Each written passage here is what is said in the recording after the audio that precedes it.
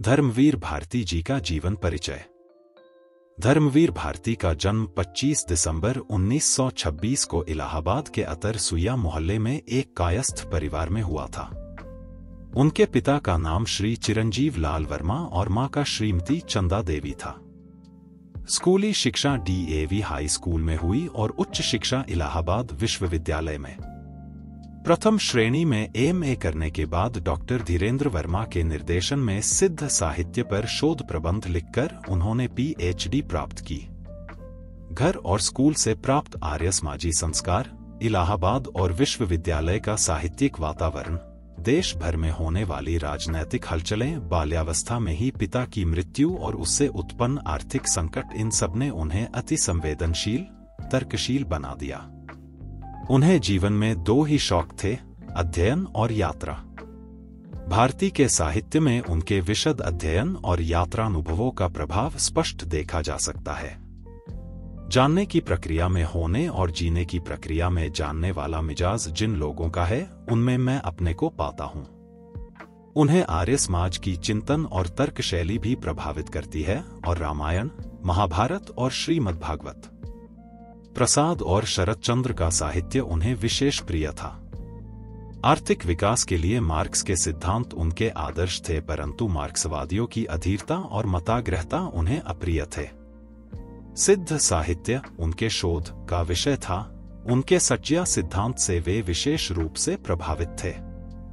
पश्चिमी साहित्यकारों में शीले और ऑस्कर वाइल्ड उन्हें विशेष प्रिय थे। भारती को फूलों का बेहद शौक था। उनके साहित्य में भी फूलों से संबंधित बिंब प्रचुर मात्रा में मिलते हैं। आलोचकों में भारती जी को प्रेम और रोमांस का रचनाकार माना है। उनकी कविताओं, कहानियों और उपन्यासों में प्रेम और रोमांस का यह तत्व स्पष्ट रूप से मौजूद है, परंतु उसके साथ साथ इतिहास और समकालीन स्थितियों पर भी उनकी पैनी दृष्टि रही है, जिसके संकेत उनकी कविताओं, कहानियों, उपन्यासों, नाटकों, आलोचना तथा संपादकियों में स्पष्ट देखे जा सकते हैं। उनकी कहानियों, उपन्यासों में मध्यवर्गीय जीवन के यथार्थ के चित्र हैं। अंधा युग में स्वातंत्र्योत्तर भारत में आई मूल्यहीनता के प्रति चिंता है। उनका बल पूर्व और पश्चिम के मूल्यों, जीवन शैली और मानसिकता के संतुलन पर है। वे न तो किसी एक का अंधा विरोध करते हैं, न अंधा समर्थन, परंतु क्या स्वीकार करना और क्या त्यागना है, इसके लिए व्यक्ति और समाज की प्रगति को ही आधार बनाना होगा। पश्चिम का अंधानुकरण करने की कोई जरूरत नहीं है, पर पश्चिम के विरोध के नाम पर मध्यकाल में तिरस्कृत मूल्यों को भी अपनाने की जरूरत नहीं है। उनकी दृष्टि में वर्तमान को सुधारने और भविष्य को सुखमय बनाने के लिए आम जनता के दुख दर्द को समझने और उसे दूर करने की आवश्यकता है। दुख तो उन्हें इस बात का है कि आज जनतंत्र में तंत्र शक्तिशाली लोगों के हाथों में चला गया है और जन की ओर किसी का ध्यान ही नहीं है।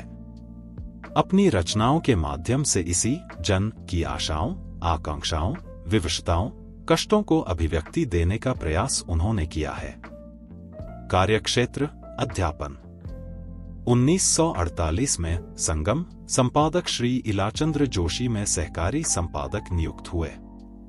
2 वर्ष वहां काम करने के बाद हिंदुस्तानी अकादमी में अध्यापक नियुक्त हुए।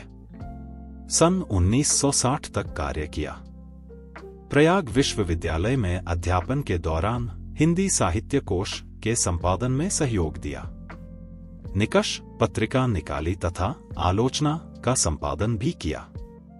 उसके बाद धर्मयुग में प्रधान संपादक पद पर बंबई आ गए। 1997 में डॉक्टर भारती ने अवकाश ग्रहण किया।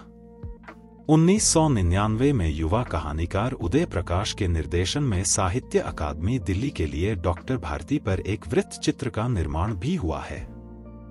धर्मवीर भारती जी का निधन 4 सितंबर सन 1997 को मुंबई में हुआ था।